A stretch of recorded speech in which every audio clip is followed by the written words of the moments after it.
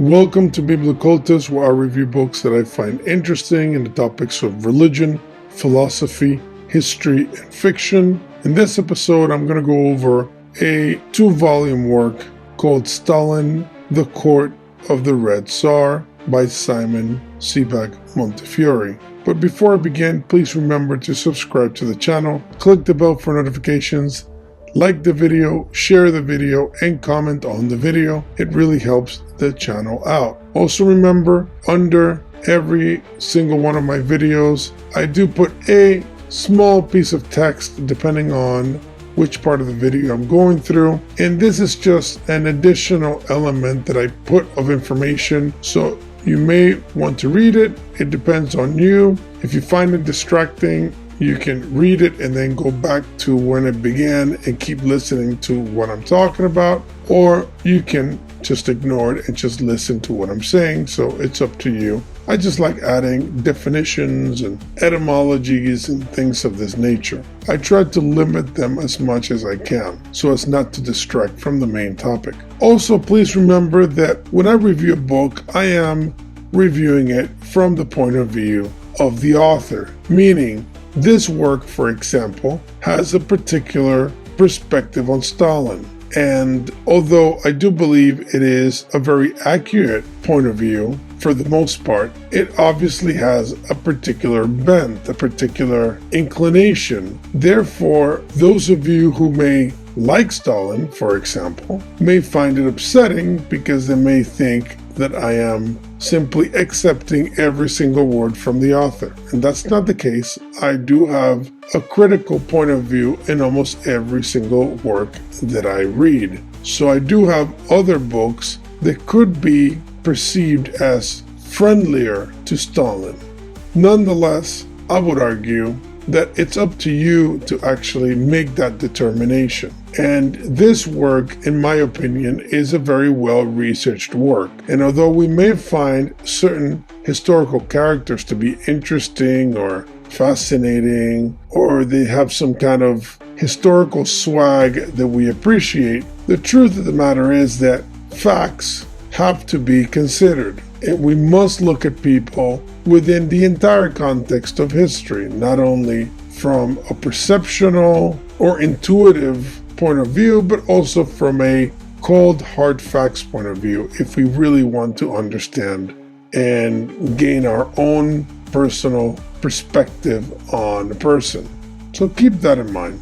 Stalin, the Court of the Red Tsar by Simon Sebag Montefiore. This edition is wonderful, 2-volume edition, 2023, from the Folio Society. They always make great quality editions, so I really enjoy them. You can get this same edition if you can find it online, or get whichever edition that you can find, because like I always say, content is king.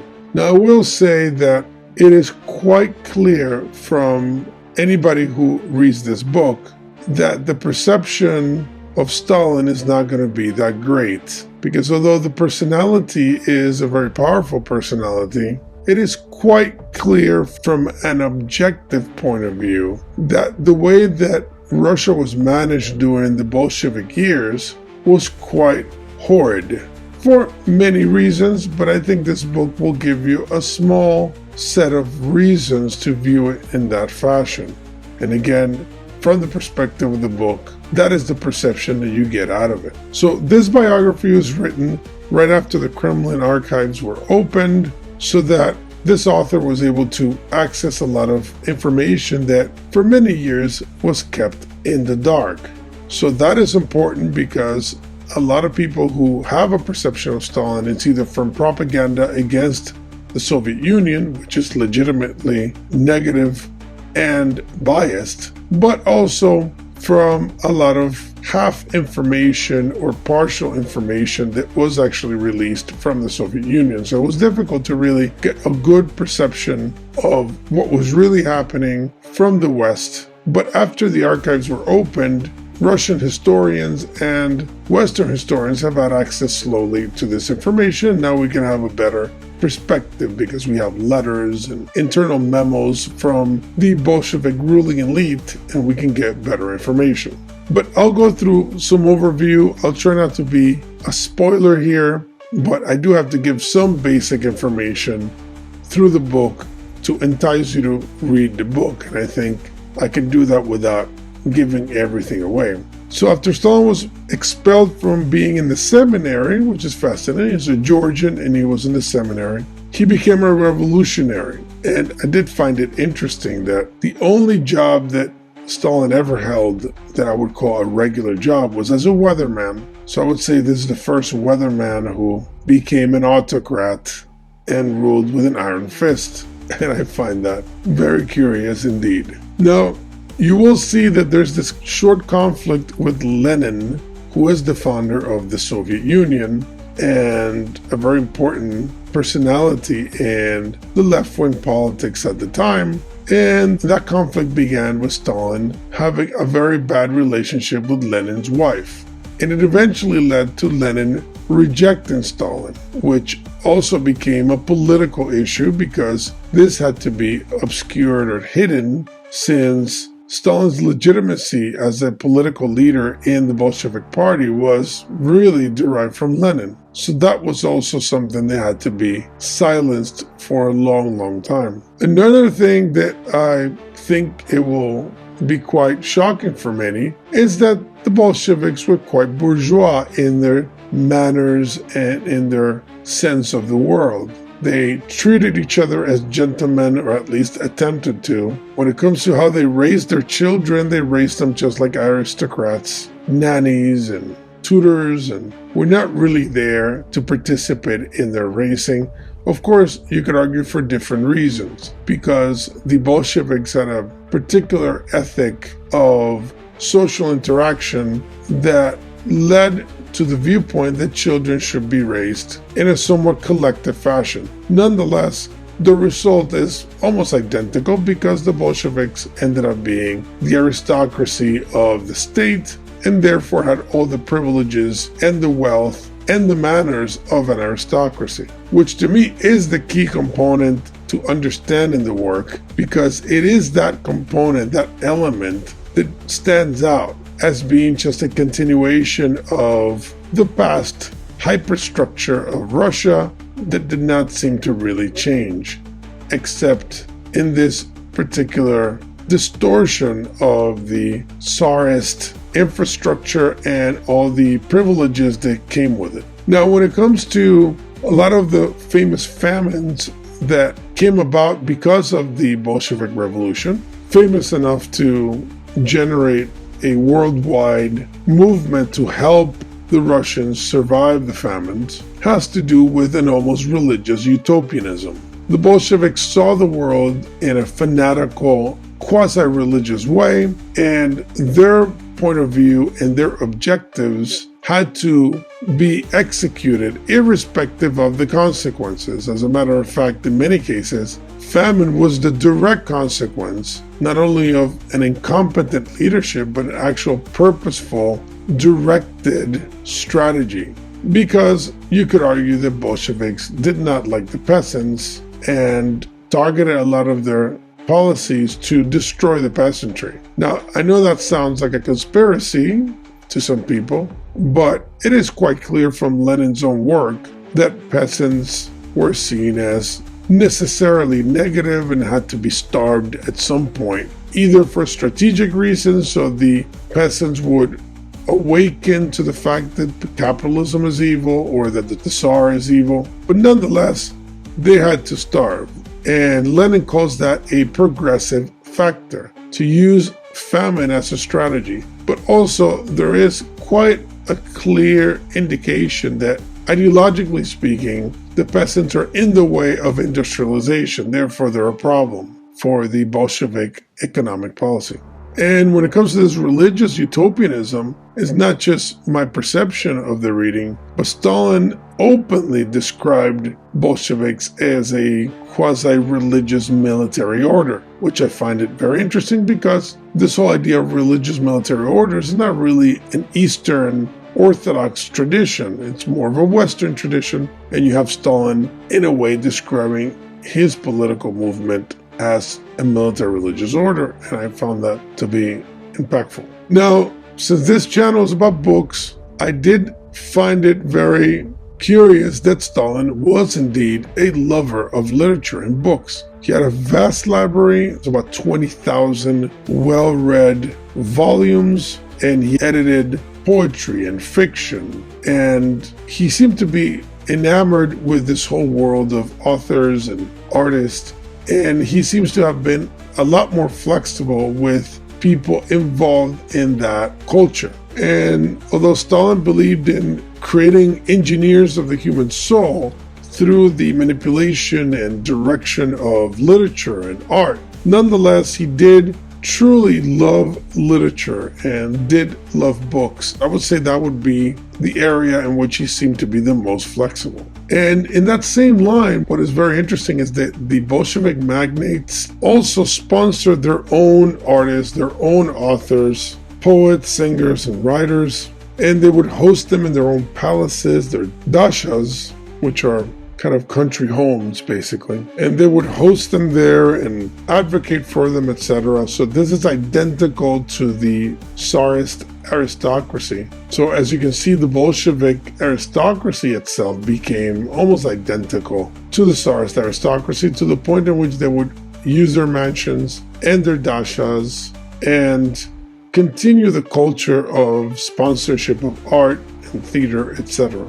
And again, in that same vein, you have Stalin in particular basically controlling very tightly the Soviet Hollywood, as it was known, of film and theater, to the point in which he would rewrite scenes of a film or rewrite scenes of a play and actively participate of the development of a work, and he would show up also at the premieres and show his distaste by walking away and things like this, which are very fascinating when it comes to the exchange between art and politics, which is always very powerful. And of course, this also is quite related to the Tsarist style, and it's clear that Stalin was a Tsarist in the sense of an autocrat, that he believed that Russians were at heart Tsarist, and he believed that the only way to really keep them in line was to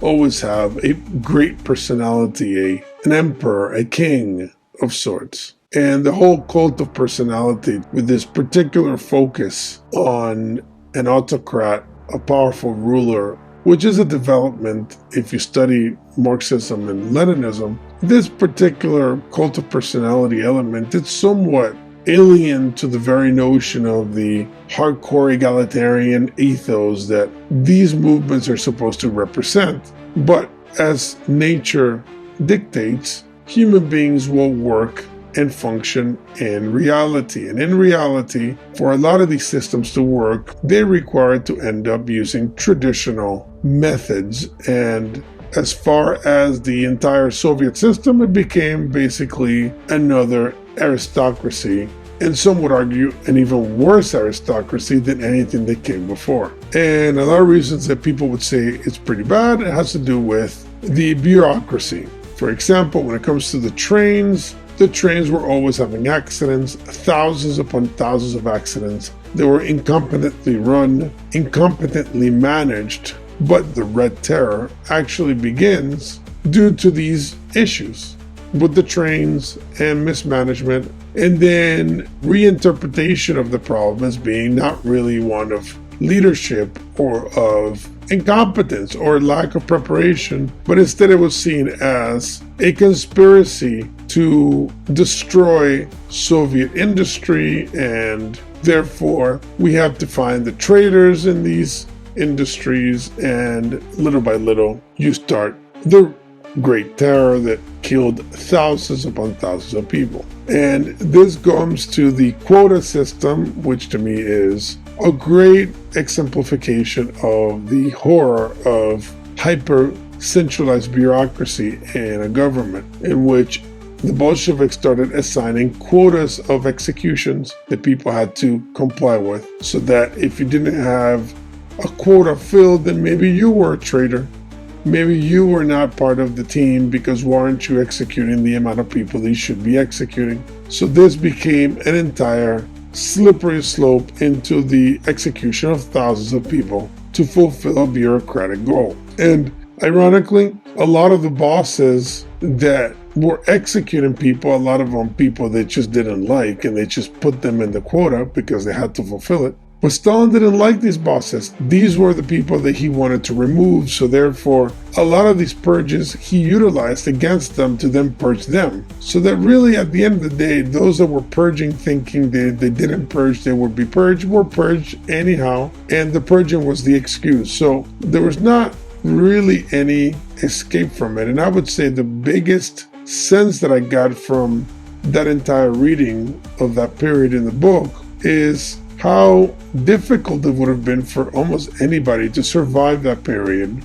irrespective of what you did. If you participated, they could kill you, it would kill you. If you didn't participate, they would kill you. And I don't see really a way out of it, which then comes to an issue of ethics and morals, which in their system, I would argue, it's not there, because Bolshevism argues of the ends justifying the means, which is really an amoralistic, relativistic point of view when it comes to truth and goodness and evil. So obviously you cannot have a sense of ethics in a world that is unethical as a principle. So that whole era of the terror is quite shocking. Now, coming to the Second World War, which there's a lot of information that the people will enjoy when it comes to the inner politics between Hitler, Stalin, etc. I mean, that whole thing is very fascinating. But I did find it somewhat funny and strange that Stalin would just not admit to the fact that Germany was about to invade them.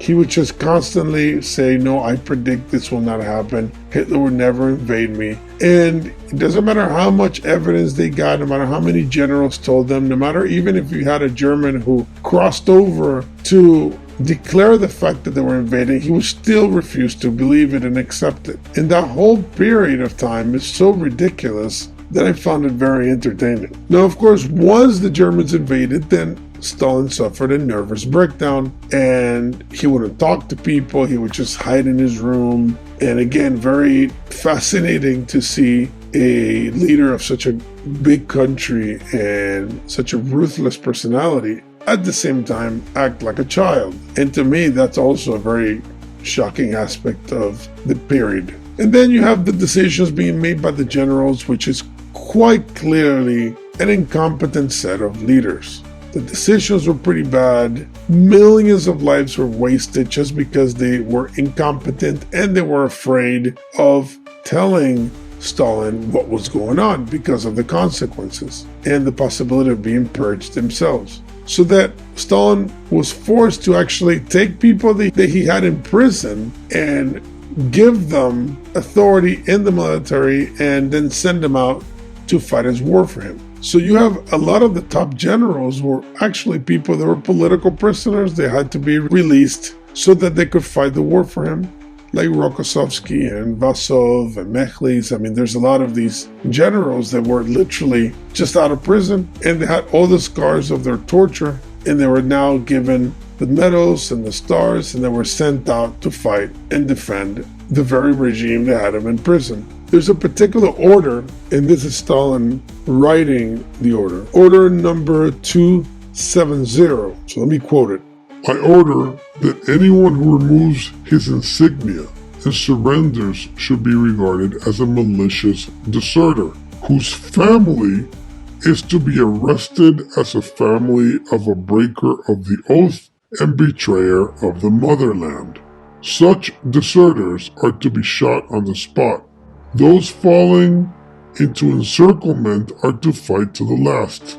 Those who prefer to surrender are to be destroyed by any available means, while their families are to be deprived of all assistance. So you see there, and this is the same in the era of the terror, it was not only an issue of you being persecuted or killed or tortured, but that the state would also go against your family and would torture them and would exile them and would starve them, putting each member of the officers' ranks in peril. But also, this order applied to everyday soldiers. If they did not die on the spot, without retreating, then their families would also die. So that element there is so powerful to force soldiers to engage, but it's also a form of terrorism. Of course, states commit terrorism all the time. It's against their own populations, against each other. But to see it in this flagrant manner is quite impressive. And of course, during the entire war, Stalin did not stop his political persecutions because he would still condemn and execute people that he considered to be traitors. And the statistic that the author provides here would be that he basically eliminated about 15 divisions. I'm talking about numbers here, so more than 1 million people, between 1941 and 42, only for political reasons. And also, in a lot of these military units, you would have political operatives that represented the party within them. They were not military specialists, they were just political operatives to basically keep track of people and making sure that everything was politically correct in the sense of the time, not in the modern sense. Although that term does stem from a related historical background. Now, after the Second World War, which was a horrible war, and the amount of atrocities done by all sides is well documented, so there's no point in me going over it. But after the war, when the Americans decided to bomb Hiroshima and Nagasaki, Stalin saw that attack as a signal, as a message to him, because he felt the bombs were unnecessary to stop the war. So the only interpretation that he could have was that this was a message to him. Therefore, he began the process of also engaging in his own nuclear program. And of course, the whole period of time in which he basically has to have imprisoned scientists is quite hilarious if it wasn't so horrendous. But eventually he's able to get the bomb, and as we know today, Russia is the country with the biggest arsenal of nuclear weapons. And it stems directly from Stalin's and Beria's work.